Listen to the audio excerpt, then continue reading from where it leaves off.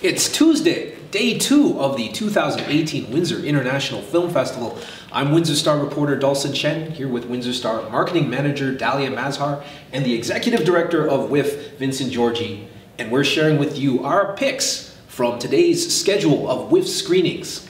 Vincent, take it away. Yeah, so my pick for Tuesday is The Children Act. This is with Emma Thompson. Amazing. Amazing, excellent actress, based on the book, the famous book by Ian McEwan. And Emma Thompson plays a judge, and she's got a very complicated case in front of her.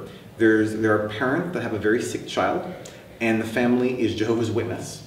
And because of it, they don't believe in blood transfusions. Uh-oh. So she's trying the case, and the case before her is around the child will not receive blood transfusion and will die unless she intervenes, or should she even intervene, based on religious freedom.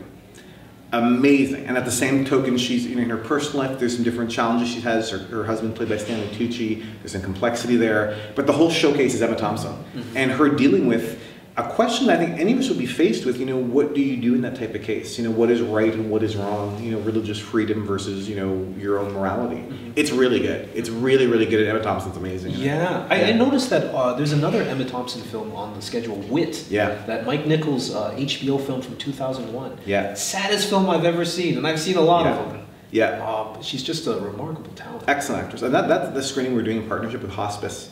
They wanted to do a film about that, and Emma Thompson's obviously one of the best actresses we have, and her story of living with cancer and the care that she needs after is really, really powerful. Yeah. So that night you can even do 2 Emma Thompson films. Yeah. My choice for Tuesday is Custody. It's a French drama, and it's also about familial relationships and legal proceedings.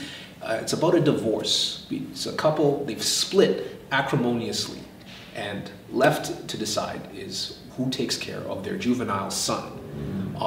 And the way the film is shot, all this is not explained through exposition. We are introduced to the divorce hearing, and we are led to believe that Antoine, the father, is an abusive, violent man.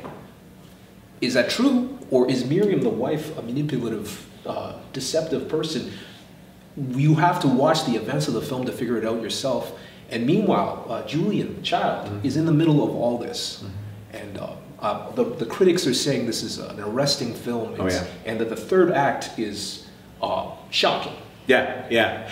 Custody was one of the easier we're definitely showing that film, no question. Because what it does that's interesting, it plants you right in the middle of the divorce, as almost as a participant. And the other part that's interesting too is that it highlights the imbalance that can happen in these types of proceedings. It always takes 2 because of an issue, but doesn't mean the blame is equal. And this film has a very clear opinion on, yes, it takes 2 people to cause a problem, but this is not 50-50 at all. And it's really good. And the child. Excellent. It all. Yes, and an excellent performance too. Oh, yeah. The child actually really walks off with the movie. It's a very good performance. Custody's really good. Yeah. And Dalia, what's your choice for Tuesday? My choice for Tuesday is RBG. It's a documentary about the famous Supreme Court Justice, Ruth Bader Ginsburg, and she is an absolute charismatic character. She kind of jumps off the screen with her personality. And the reason this, kind of resonated with me is it's a documentary about a woman's achievements and things that she's done to help fight gender discrimination. And I feel like we don't get that often. We don't really get to praise women that are really out there and fighting for the rest of us. And so I just think it's a really great movie to watch. It makes you hopeful, it makes you happy to realize that there's people out there like herself that care about the rest of us and want us to have an equal chance.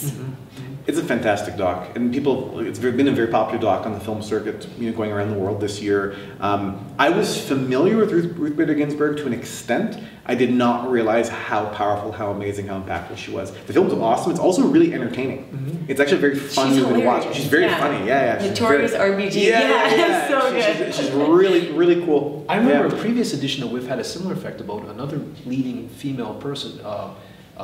The Pat Noonan documentary? Yeah, of course. This is what a feminist sounds like. Wow, that's we showed that back at WIFF 2013. And at that point in the festival's run, it had been our biggest screening ever. It was packed, and the community lost Pat, this year. Yeah, so we did a special screening of actually that film a few weeks back, and I think she'd be proud of a film like RBG and any film that promotes women. Yeah.